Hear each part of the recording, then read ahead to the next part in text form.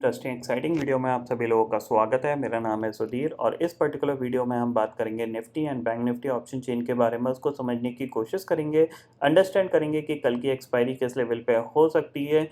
क्या यहाँ पे दोबारा से निफ्टी 16,500 को ब्रेक करके नीचे बढ़ेगा या फिर हमें एक साइडवेज कंसोलिडेशन वाली एक्सपायरी देखने को मिलेगी। तो जल्दी से इस वीडियो को स्टार्ट करते हैं और समझेंगे यहाँ पे कि कल की एक्सपायरी किस लेवल पे हो सकती है। बट सबसे पहले बात करेंगे मार्केट एट 11 के वीडियो की।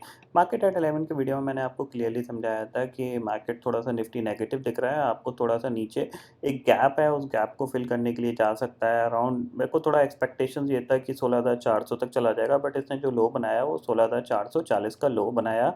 और एक यहाँ पे कह सकते हैं पूरे दिन निफ्टी नेगेटिव रहा था और बैंक निफ्टी एक पर्टिकुलर रेंज के अंदर थोड़ा सा वॉलेटाइल था, क्योंकि यहाँ पे बैंक निफ्टी को भी मैंने आपको बताया था कि ऊपर ये गया है लेकिन इसको टिकने में बहुत ज़्यादा दिक्कत आएगी, क्योंकि निफ्टी नेगेटिव है। तो वहीं से ये सेलिंग देखने को मिली और उसके बाद ये एक रिकवरी देखने को हमें मिली। तो एक पर्टिकुलर रेंज के अंदर कंसोलिडेशन चल रहा है, तो ये कंसोलिडेशन कितने दिन और चलेगा इसको हम अंडरस्टैंड करेंगे। प्लस साथ ही साथ हम कल की एक्सपायरी के लिए समझने की कोशिश करेंगे कि कल की एक्सपायरी किस लेवल पे हो सकती है। तो सबसे पहले ऑप्शन चेन डाटा को समझते हैं। तो ऑप्शन चेन डाटा में अगर हम देखें तो यहाँ पे 16,700 एक इम्पॉर्टेंट रेजिस्टेंस है, इसके ऊपर निफ्टी नहीं निकल पा रहा है। तो कॉल राइटिंग में 68 लाख का ओपन इंटरेस्ट यहाँ पे खड़ा हुआ है। 16,600 की बात करें तो यहाँ पे भी करीब करीब 72 लाख का ओपन इंटरेस्ट खड़ा हुआ है। इवन 16,500 की कॉल की बात करें तो ऑलमोस्ट 45 लाख का ओपन इंटरेस्ट यहाँ पे खड़ा हुआ है। तो कॉल साइड पे ज़बरदस्त कॉल राइटिंग हो रही है यहाँ पे। प्लस साथ ही साथ अगर पुट राइटिंग की बात करें तो 16,500 की पुट पे करीब 51 लाख का ओपन इंटरेस्ट है, 16,600 की पे 18 लाख का ओपन इंटरेस्ट है, 16,700 पे बिल्कुल भी कोई ओपन इंटरेस्ट नहीं है। तो कल के लिए हमारे पास इंपॉर्टेंट रेजिस्टेंस होगा 16,630 640 का जो जोन होगा वो हमारे पास रेजिस्टेंस है, और नीचे हम कह सकते हैं 16,400 हमारे पास एक सपोर्ट का लेवल मिलेगा। कहीं न कहीं 16,500 के आसपास एक्सपायरी हो सकती है निफ्टी की, क्योंकि दोनों साइड ओपन इंटरेस्ट लगभग बराबर है यहाँ पे। 16,600 पे कॉल राइटर एग्रेसिव है, तो 16,620-30 का जो ज़ोन होगा ये आपके लिए रेजिस्टेंस का काम करेगा। तो 16,500 के आसपास यहाँ पे एक्सपायरी हो सकती है, यानी कंसोलिडेशन वाली यहाँ पे एक्सपायरी देखने को मिल सकती है। अब वो रेंज कितनी होगी उसको हम अंडरस्टैंड करते हैं, चलते हैं चार्ट पे। तो निफ्टी का चार्ट यहाँ पे चलते हैं, निफ्टी के चार्ट पे, और सबसे पहले निफ्टी के चार्ट पे यहाँ पे ये कुछ लाइनें मार्क हैं। ये मैंने आपको मार्केट एट 11 के वीडियो में भी आपको बताया था कि ये एक ट्रेंड लाइन है जिसके आसपास निफ्टी कंटिन्यूअसली रेजिस्टेंस फेस कर रहा है, क्योंकि आप देख सकते हो यहाँ पे इसने रेजिस्टेंस फेस किया इसी के आसपास से, और वहीं से इसको रिट्रेसमेंट मिला, फिर इसने रेजिस्टेंस फेस किया और ये सेलिंग, फिर ये रिकवरी आई है, फिर यहीं से रेजिस्टेंस फेस करके दोबारा से नीचे जा सकता है। ठीक है, तो एक चीज़ इंपॉर्टेंट समझ लीजिए, कल के लिए जो इंपॉर्टेंट लेवल है वो है 16,630। 16,630 के ऊपर निकलेंगे तभी हम कह सकते हैं थोड़ा सा पॉजिटिव होंगे, अदरवाइज यहाँ पे सेल ऑन राइज का मार्केट है फिलहाल।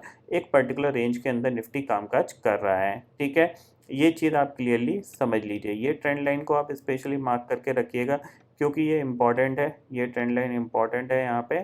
ठीक है, अगर ये ब्रेक होती है तो फिर हम अराउंड दोबारा से अराउंड 16,630 और 650 के ज़ोन तक जा सकते हैं। बट ये आपके लिए एक रेजिस्टेंस ज़ोन होगा, तो यहाँ पे आपको थोड़ा-सा सावधान रह के काम करना है। ठीक है? तो मुझे जो एक्सपेक्टेशंस यहाँ पे लग रही है कि कल की जो एक्सपायरी हो सकती है वो यही है कि मार्केट अगर स्लाइटली 16,600 के आसपास खुलता है तो ये दोबारा से सेलिंग के लिए नीचे आ सकता है, और अराउंड इस लो के आसपास से या 16,400 के आसपास तक जा सकता है, और फिर यहाँ से एक रिकवरी देखने को मिल सकती है। 16,500 के आसपास ही मैं एक्सपेक्ट कर रहा हूँ कि यहाँ पे एक्सपायरी हो सकती है।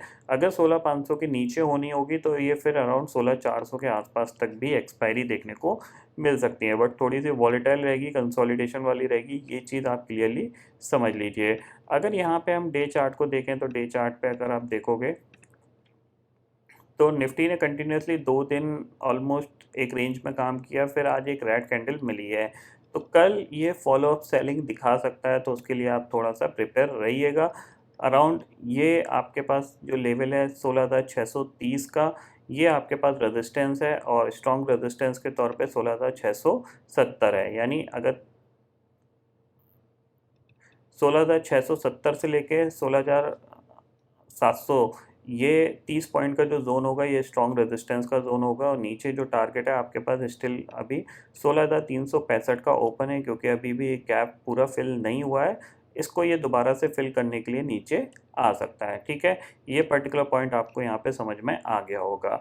अब बात करते हैं बैंक निफ्टी की। तो बैंक निफ्टी को देख लेते हैं। यहाँ पे सबसे पहले ये सारी लाइन हटाते हैं और यहाँ पे 15 मिनट का टाइम फ्रेम लगा देते हैं और यहाँ पे आपको पता चलेगा इंपॉर्टेंट सपोर्ट बैंक निफ्टी के लिए। ठीक है, कल का लो आज का लो लगभग सेम है दोनों यहाँ पे, बिकॉज ये एक ब्रेकआउट के बाद गैप अप ओपनिंग थी। ये एक स्लाइटली छोटा सा गैप है 35,200 का, यानी ये जो जोन है ये आपके लिए एक सपोर्ट का काम कर रहा है। ठीक है, ये वाला जोन, इसमें ये कहीं से भी सपोर्ट ले रहा है। ठीक है, एक चीज़ आपको क्लियरली समझ में आ गई। दूसरी चीज़ है कि अगर आप देखोगे तो यहाँ पे ये एक ट्रेंड लाइन थी जिसको ये एंड में ब्रेक करने की कोशिश की थी। अगर हम इसको सही से मार्क करें, ठीक है, ये हाई हो गया, ये इसको ब्रेक करने की इसने कोशिश करी है। अगर कल ये 35,900 के ऊपर निकलता है, 35,900 के ऊपर निकलता है तो यहाँ पे थोड़ी सी पॉजिटिविटी आ सकती है। 35,900 का मतलब क्या है, आपके पास ये जो रेजिस्टेंस है जो कि कल का हाई था, अगर इसके ऊपर निकलता है ये, तो हम कह सकते हैं ये जो ट्रेंड लाइन थी इसका ब्रेकआउट हुआ है और फिर ये थोड़ा सा ऊपर जा सकता है, अराउंड 36,100 तक जा सकता है, यानी 200-250 पॉइंट का ये मूवमेंट दिखा सकता है। बट अगर गैप अप ओपनिंग होती है और लेटर सपोज 36,000 के आसपास ही खुल रहा है ये, तो फिर आपको दोबारा से यहाँ पे प्रॉफिट बुकिंग देखने को मिल सकती है। मतलब सिंपल सी चीज़ है, ये जो पर्टिकुलर एरिया है ये रेजिस्टेंस एरिया है, यहाँ पे आप एक बार सेल करके काम कर सकते हो और ये लेवल आपके पास एक सपोर्ट का एरिया है। ठीक है, जहाँ पे आप बाय करके काम कर सकते हो। ठीक है, इतना आपको समझ में आ गया। यही पर्टिकुलर रेंज है यहाँ पे 35,200 से लेके 36,000 की, यही 800 पॉइंट की रेंज है जिसके अंदर बैंक निफ्टी कल कामकाज कर सकता है। और अगर स्मॉलर रेंज को समझने की कोशिश करें तो आपको स्मॉलर रेंज जो दिख रही है वो यही है, जो आज का और कल का हाई और आज का लो। ठीक है, अराउंड 35,900 से लेके 35,300, ये 600 पॉइंट की रेंज आपको बैंक निफ्टी में कल के ट्रेडिंग सेशन में आपको काम आएगी। तो ऊपर ट्रेड कर रहे हो तो आप एक बार सेल करके काम कर सकते हो, नीचे ट्रेड कर रहे हो तो आप एक बार बाय करके काम कर सकते हो। एक्सपायरी जो एक्सपेक्टेशंस लग रही हैं वो अराउंड 35,500 के आसपास की लग रही है, क्योंकि एक राउंड फिगर है। 35,500 या 600 के आसपास यहाँ पे एक्सपायरी होती हुई दिखाई दे सकती है बैंक निफ्टी की। ये चीज़ आप क्लियरली समझ लीजिए। कोई भी बड़ा गैप डाउन होता है या फिर आज ग्लोबल मार्केट में सेलिंग देखने को मिलती है या फिर बहुत ज़्यादा पॉजिटिविटी देखने को मिलती है, तभी हम उस साइड रिएक्शन देंगे जिस साइड ग्लोबल मार्केट मूव करेंगे। अगर लेट अस सपोज कि अगर यहाँ पे जैसे कि अभी इंडेक्सेस फ्यूचर्स में जाते हैं, यहाँ पे देखने को मिल रहा है कि डाउ फ्यूचर 72 पॉइंट ऊपर है और नेस्डेक फ्यूचर करीब 24 पॉइंट नेगेटिव है।